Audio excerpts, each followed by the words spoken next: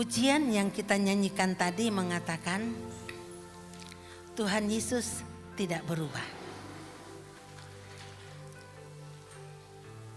Tuhan Yesus tidak berubah, tetapi kita umat Tuhan harus berubah.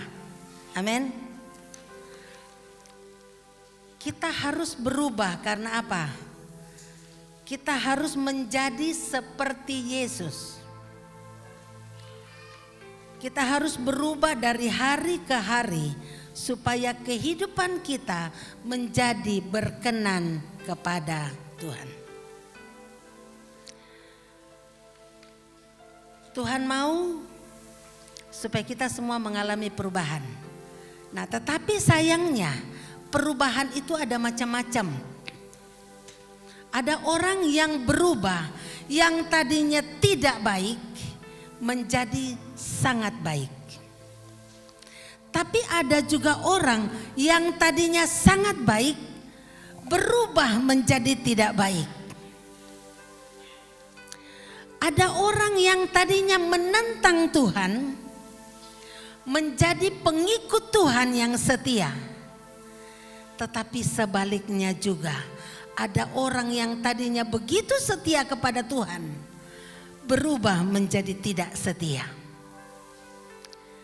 Tetapi Tuhan mau supaya kita berubah ke arah yang lebih baik.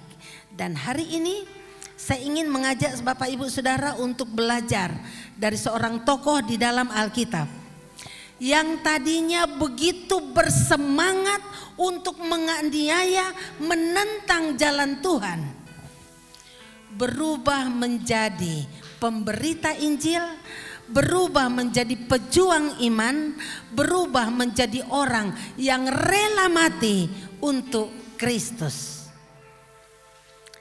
Kira-kira menurut saudara, saudara bisa tebak siapa orangnya?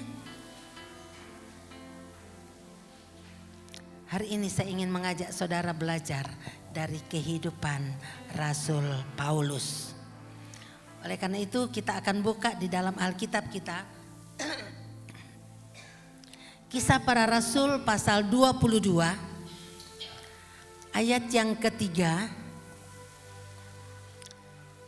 sampai ayat yang kelima lebih dulu.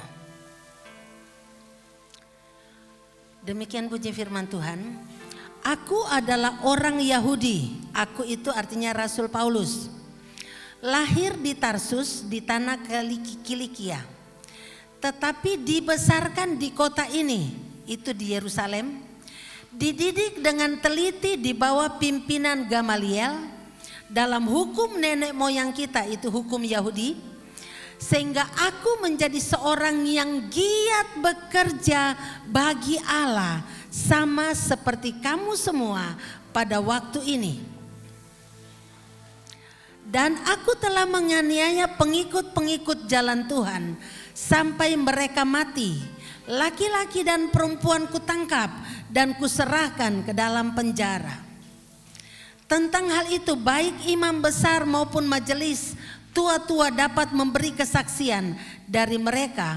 Aku telah membawa surat-surat untuk saudara-saudara di Damsyik dan aku telah pergi ke sana untuk menangkap penganut-penganut jalan Tuhan yang terdapat juga di situ dan membawa mereka ke Yerusalem untuk dihukum.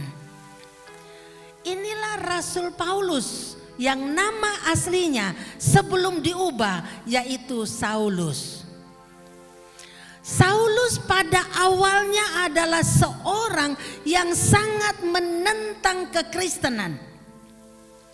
Saulus adalah orang yang begitu giat menangkap orang-orang percaya, menganiaya orang-orang percaya dan sampai mati, bahkan menangkap orang-orang dan masukkannya ke dalam penjara, dan dia menamakan itu sebagai usaha yang giat untuk melaksanakan pekerjaan Tuhan.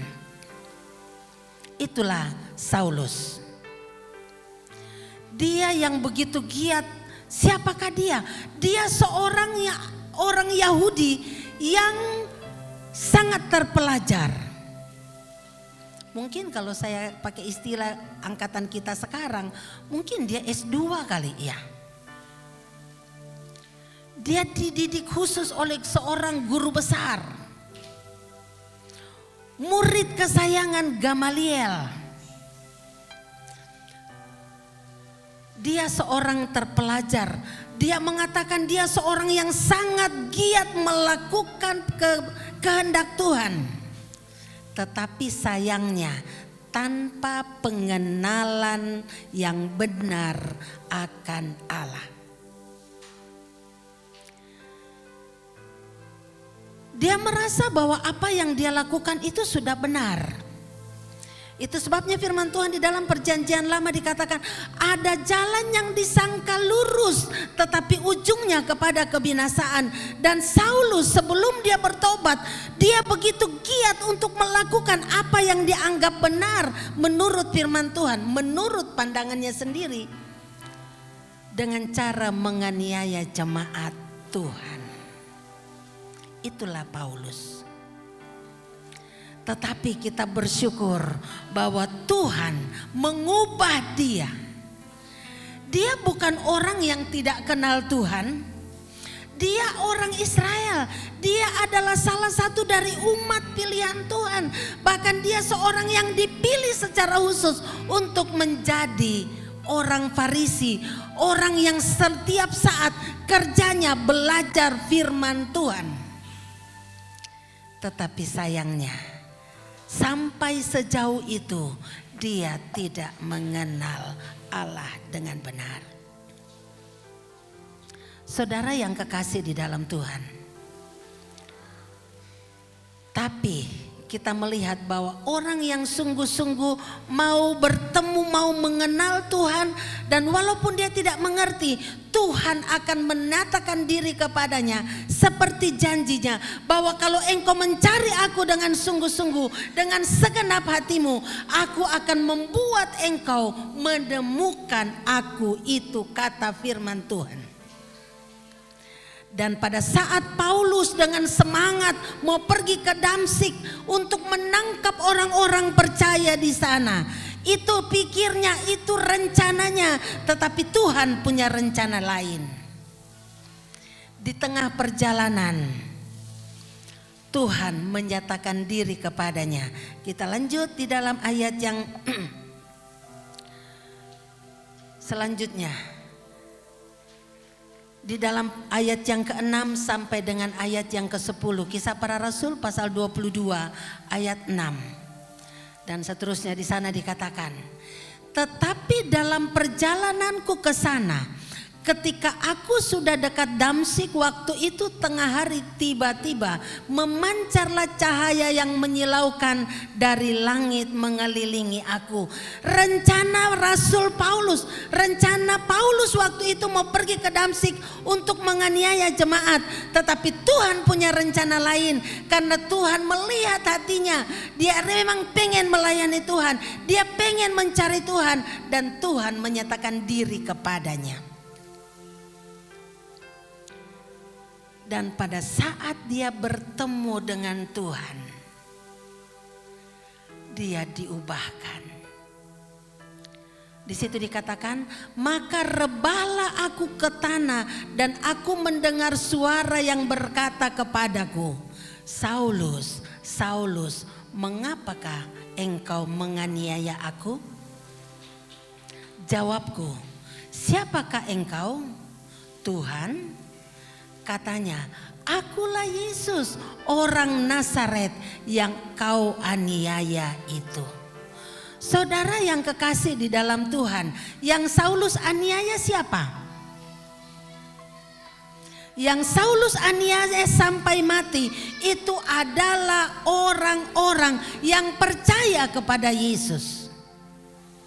Dan Saulus merasa bahwa dia sedang giat melakukan rencana atau pekerjaan Tuhan. Tetapi apapun yang kita lakukan tanpa didasari dengan pengenalan yang benar akan Allah, itu tidak benar di hadapan Tuhan. Dan kenyataannya di sini, dia merasa giat melakukan itu semua, tetapi Tuhan bilang, Saulus, mengapa engkau menganiaya aku? Saulus yang menganiaya orang-orang percaya mulai berpikir, ini siapa? Kemudian dia bertanya, siapa engkau? Tuhan. Yesus menjawab, akulah Yesus orang Nazaret yang engkau aniaya. Saudara, waktu saya merenungkan ayat-ayat ini, saya berpikir dan saya memahami seperti ini. Yang Saulus aniaya itu bukan Yesus, tetapi yang dia aniaya adalah orang-orang percaya.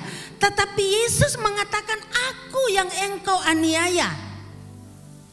Artinya, kalau kita menganiaya orang-orang percaya, itu berarti yang kita aniaya adalah Tuhan. Kalau kita membuli orang-orang percaya, itu berarti kita sedang membuli Tuhan.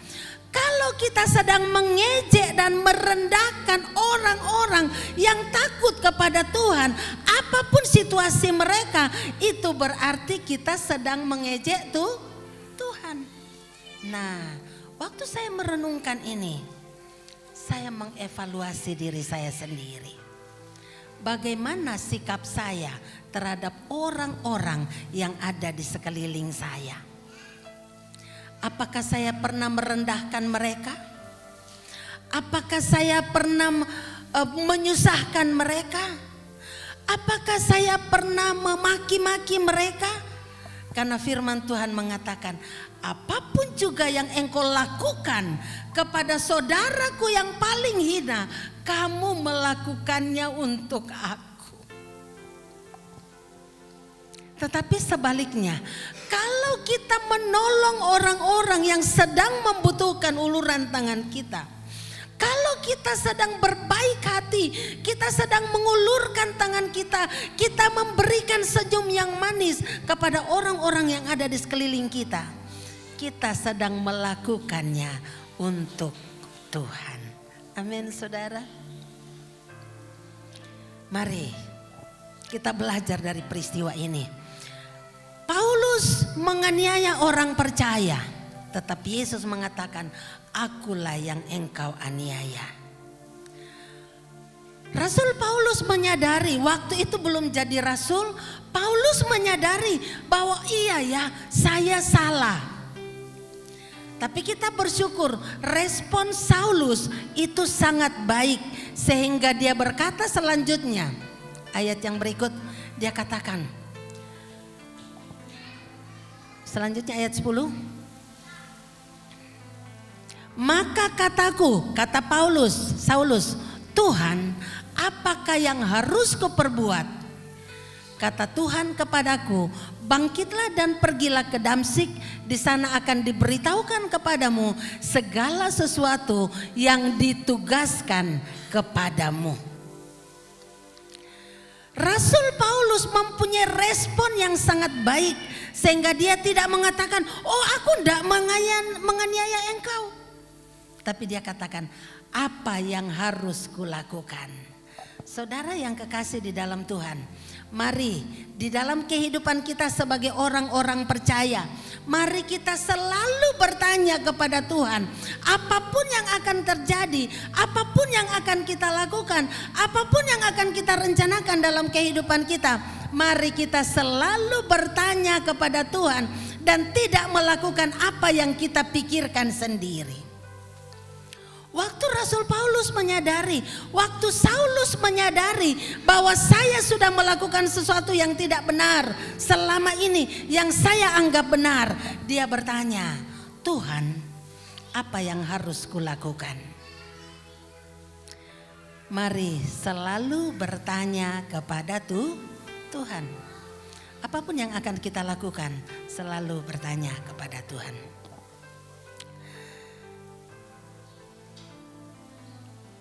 Beberapa waktu yang lalu, waktu mau membangun sekolah di belakang, awalnya saya berpikir akan bertindak menurut pikiran saya yang saya pikir itu benar. Karena waktu rapat guru dan mengatakan bahwa ruangan sekolah tidak cukup, saya mulai berpikir kita harus membangun ruangan kelas baru. Tetapi karena dananya tidak ada, belum ada, saya berpikir dengan logika saya, oh iya, saya toh bisa pinjam ke bank. Nanti berdasarkan uang pinjaman itu kita bangun sekolah, nanti kita bisa cicil tiap bulan. Jadi berdasarkan itu saya suruhlah arsitek gambar.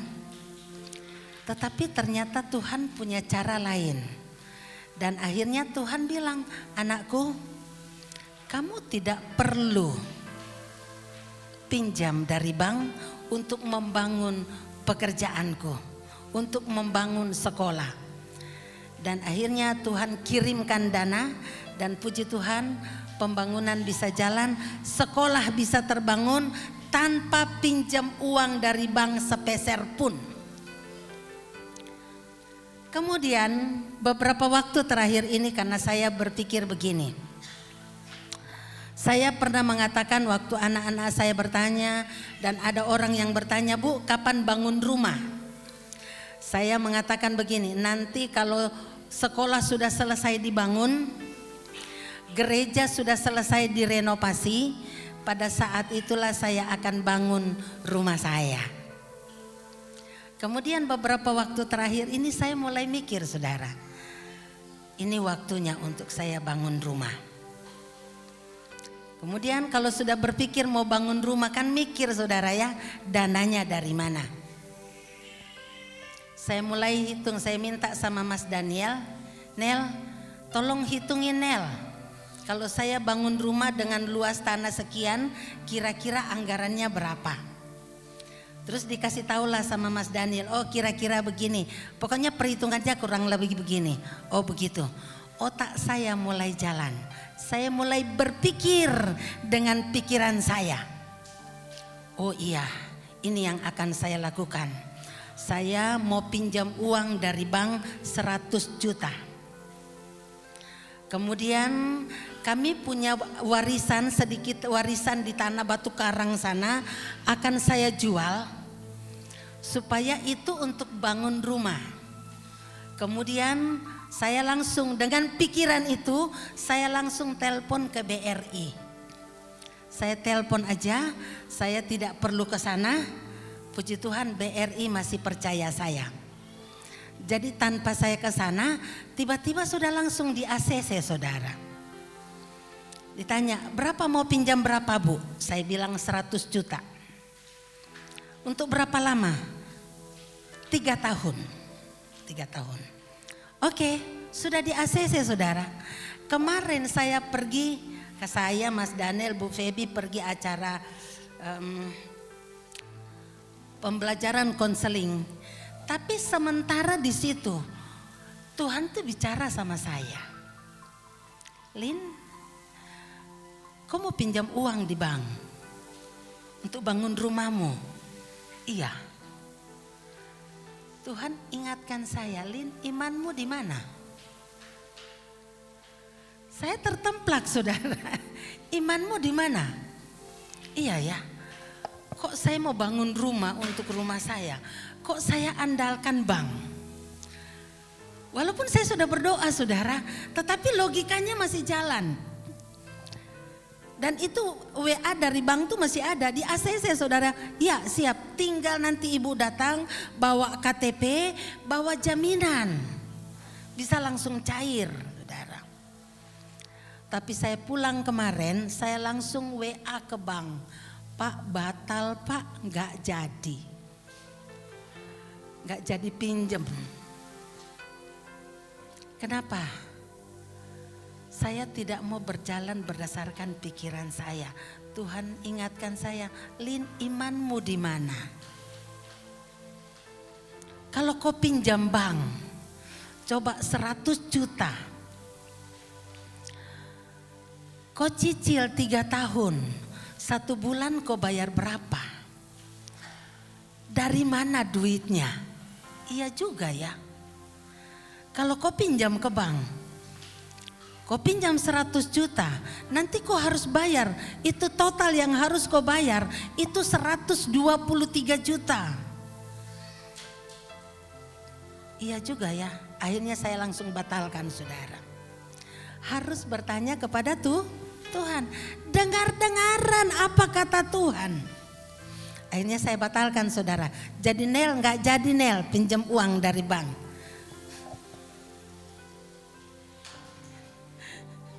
Ya, Tuhan bisa mengubah kita. Dalam pertemuan pribadi Saulus dengan Tuhan, Tuhan mengubahkan dia. Dan dia bertanya kepada Tuhan, apa yang harus aku perbuat? Dan Tuhan tunjukkan kepadanya apa yang harus dia perbuat. Tuhan mengatakan, engkau yang mau menganiaya jemaat, engkau yang menentang aku, sekarang kamu harus menjadi utusanku. Engkau harus menjadi pemberita Injilku. Dan akhirnya dia berubah.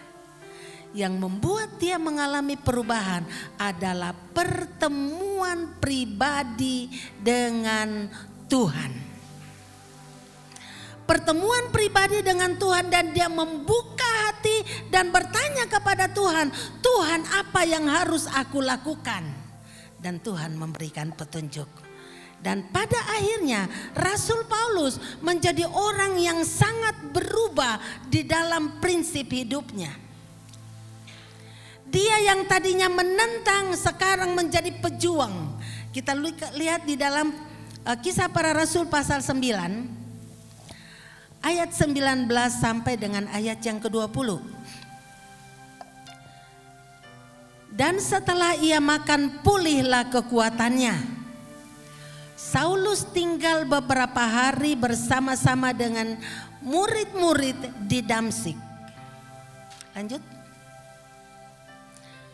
Ketika itu juga ia memberitakan Yesus di rumah-rumah ibadat dan mengatakan bahwa Yesus adalah Tuhan. Paulus yang tadinya menentang dan mengatakan Yesus itu bukan Tuhan, jadi dia tidak boleh disembah. Dia membunuh pengikut-pengikutnya, dia membunuh orang-orang yang percaya kepada Yesus. Tetapi sekarang dia berbalik dan mengatakan Yesus adalah Tuhan. Dia tadinya pergi untuk ke rumah-rumah orang-orang percaya dan mau menangkap orang-orang percaya Yesus. Tetapi sekarang dia masuk ke setiap rumah-rumah ibadat orang Yahudi dan mengatakan benar Yesus adalah Tuhan.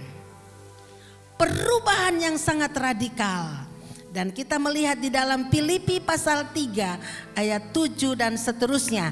Kita melihat di situ apa yang menjadi prinsip hidup Rasul Paulus. Di dalam Filipi dia mengatakan, tetapi apa yang dahulu merupakan keuntungan bagiku, sekarang kuanggap rugi karena Kristus. Tadinya dia sangat bangga dengan posisinya sebagai orang Farisi. Dia sangat bangga posisinya sebagai orang Yahudi yang mendukung, yang sangat menjalankan agama Yahudi. Tetapi dia mengatakan, sekarang semuanya itu kuanggap rugi karena aku sekarang mengenal Kristus. Lanjut. Malahan segala sesuatu kuanggap rugi karena pengenalan akan Kristus Yesus Tuhanku lebih mulia daripada semuanya itu. Oleh karena dialah aku telah melepaskan semuanya itu dan menganggapnya sampah supaya aku memperoleh Kristus. Prinsip hidupnya hatinya menjadi sangat berubah dan dia mengatakan, apa yang dulu kubanggakan, sekarang itu kuanggap sampah. Karena apa? Apa yang dulu kubanggakan ternyata tidak menuntun saya untuk mengenal Kristus.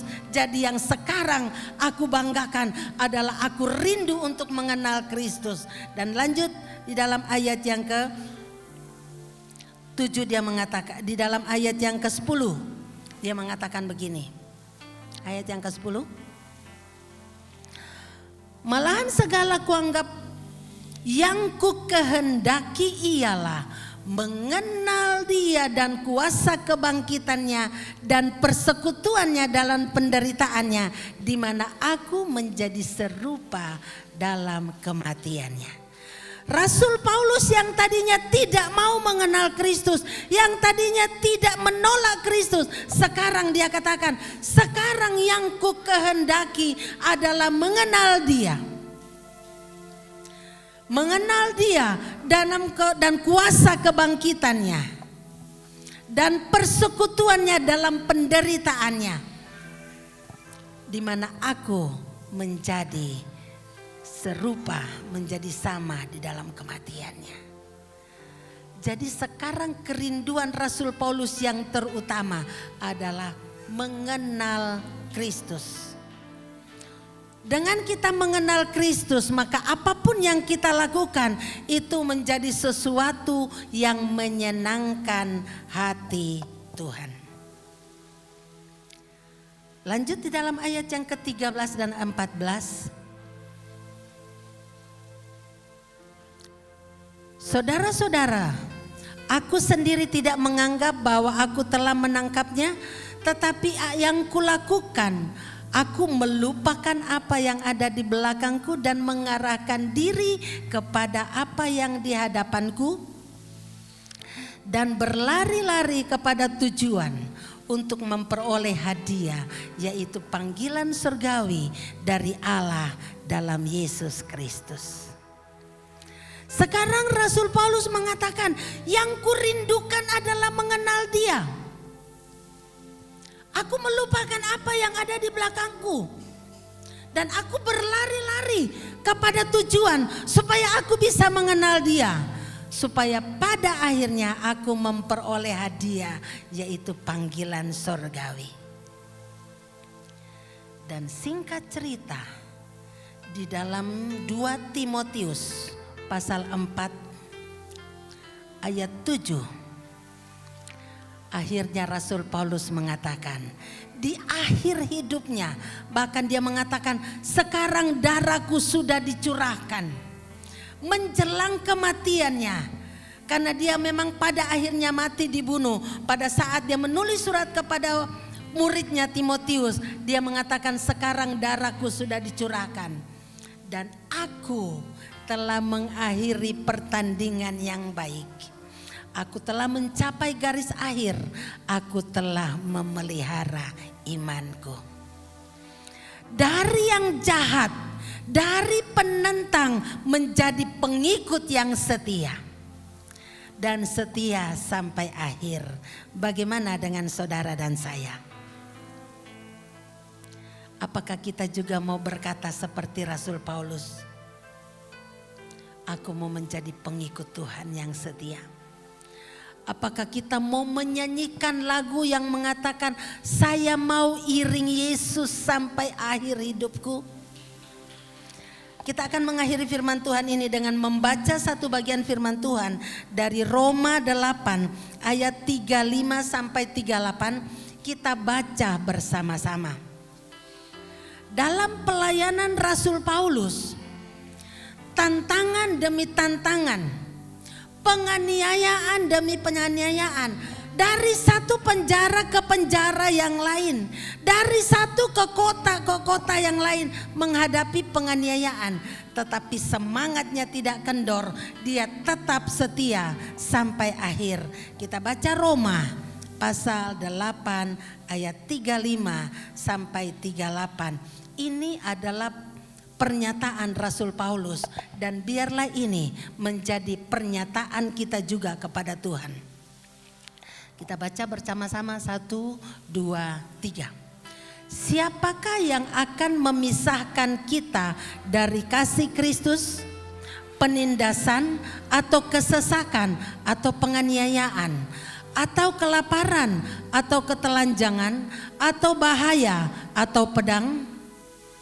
Seperti ada tertulis, oleh karena engkau kami ada dalam bahaya maut sepanjang hari. Kami telah dianggap sebagai domba-domba sembelihan. Tetapi dalam semuanya itu kita lebih daripada orang-orang yang menang oleh Dia yang telah mengasihi kita.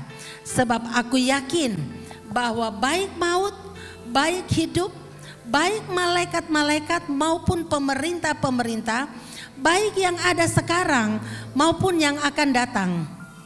Lanjut. Atau kuasa-kuasa baik yang di atas maupun yang di bawah ataupun sesuatu makhluk lain tidak akan dapat memisahkan kita dari kasih Allah yang ada dalam Yesus Kristus Tuhan kita.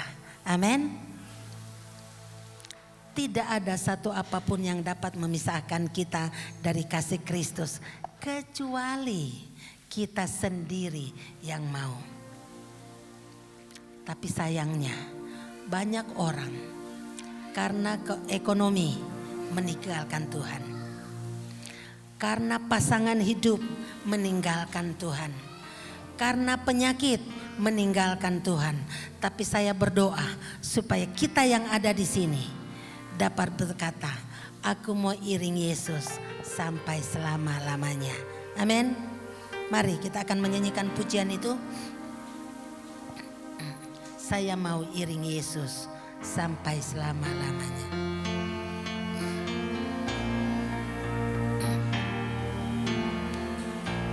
Saya mau iring Yesus. Saya mau iring Yesus sampai selama-lamanya. Saya mau iring Yesus. Saya mau iring Yesus sampai selama-lamanya. Meskipun saya susah menderita dalam dunia, saya mau iring Yesus sampai selama-lamanya. Mari saya undang saudara jemaat yang kekasih.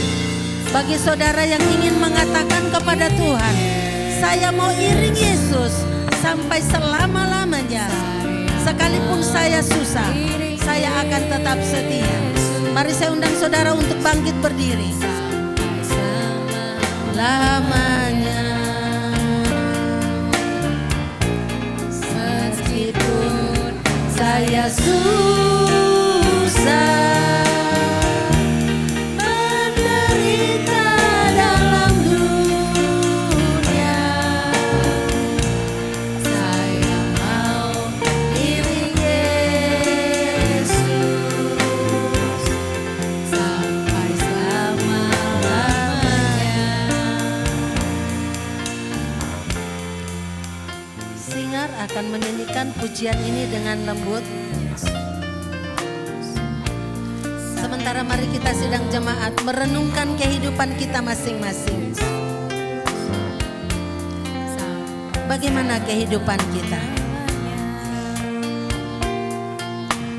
Adakah sesuatu yang saat ini membuat kita mulai agak undur dari Tuhan? Adakah tantangan atau masalah dalam hidup kita yang membuat kita mulai meragukan kebaikan Tuhan?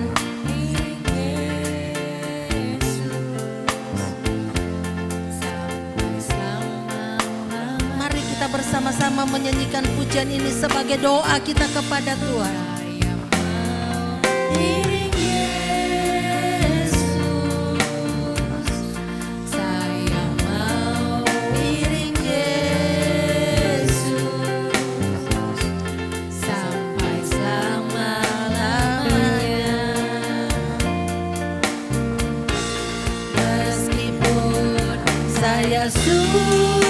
Susah menderita dalam dunia, saya mau iring Yesus sampai selama-lamanya.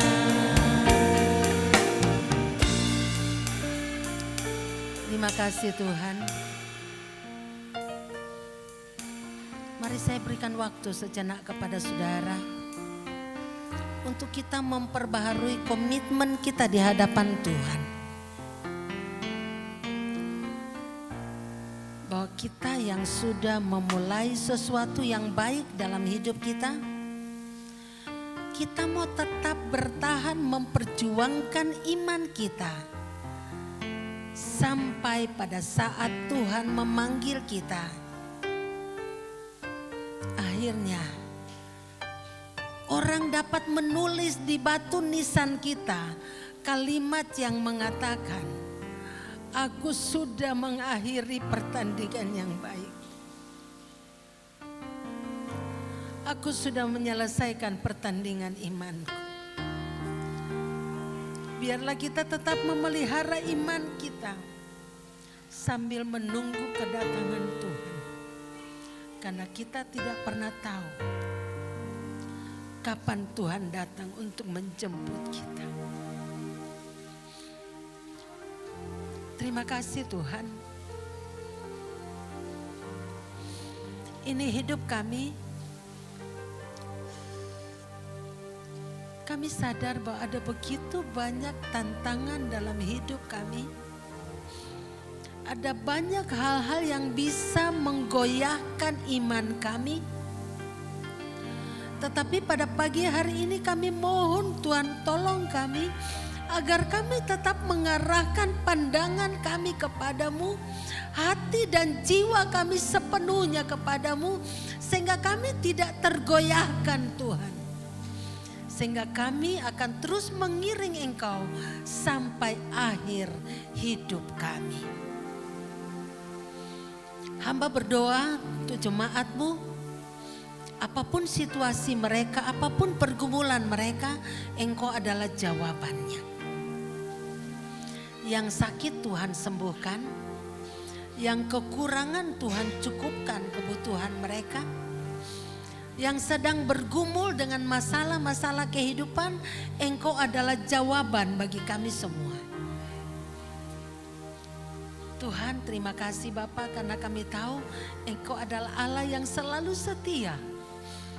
Ampuni kami Tuhan kalau seringkali kami tidak setia.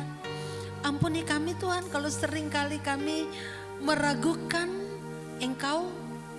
Tapi pagi ini kami belajar dari firman-Mu, belajar dari Rasul Paulus. Untuk kami dapat berkata tidak ada sesuatu apapun yang dapat memisahkan kami dari kasih karunia-Mu ya Tuhan. Terpujilah nama-Mu, Engkau melawat seluruh sidang jemaat-Mu dimanapun mereka berada saat ini. Maupun yang ada beribadah bersama-sama kami dalam ruangan ini. Terpujilah nama-Mu. Bapa kami yang di sorga, dikuduskanlah nama-Mu, datanglah kerajaan-Mu, jadilah kehendak-Mu di bumi seperti di sorga. Berikanlah kami pada hari ini makanan kami yang secukupnya, dan ampunilah kami akan kesalahan kami, seperti kami juga sudah mengampuni orang yang bersalah kepada kami. Dan janganlah membawa kami ke dalam pencobaan, tapi lepaskanlah kami daripada yang jahat. Karena Engkau-lah yang mempunyai kerajaan dan kuasa dan kemuliaan sampai selama-lamanya. Angkatlah kedua tangan saudara di hadapan Tuhan dan terimalah berkat Tuhan.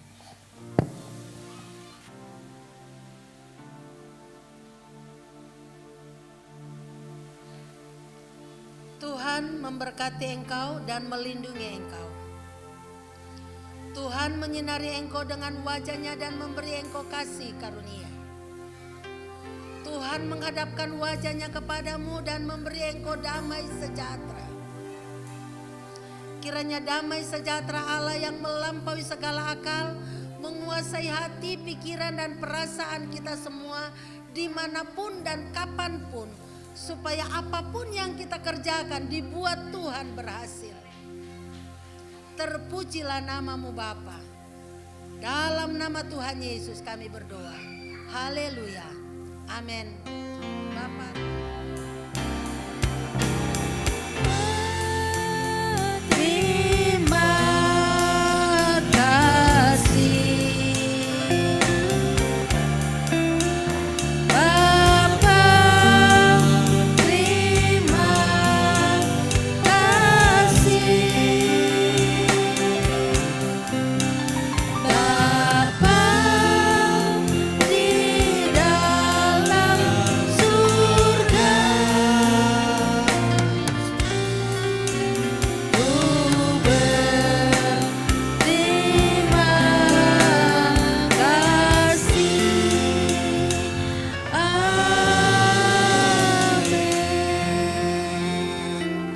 Silakan duduk, selamat pagi, selamat hari Minggu.